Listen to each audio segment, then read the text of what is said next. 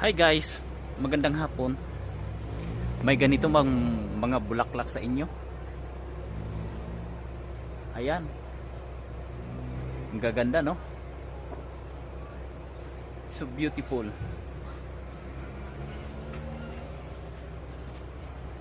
Gusto nyo ba na magkaroon ng ganitong bulaklak?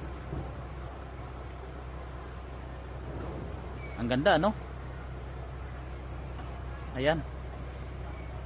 Ito po, mahal po ito ang pagkakabili ni boss. Ito po yung ano niya, yung kung hindi pa siya namumukadkad. Pero pag namumukadkad na siya, ayan na siya. So, ang ganda talaga tingnan. Marami pong naglalaway nito. Ang mga pumupunta rito, gustong gusto magkaroon ng ganito. Pero ayaw ni boss eh. Kasi mababansot daw kapag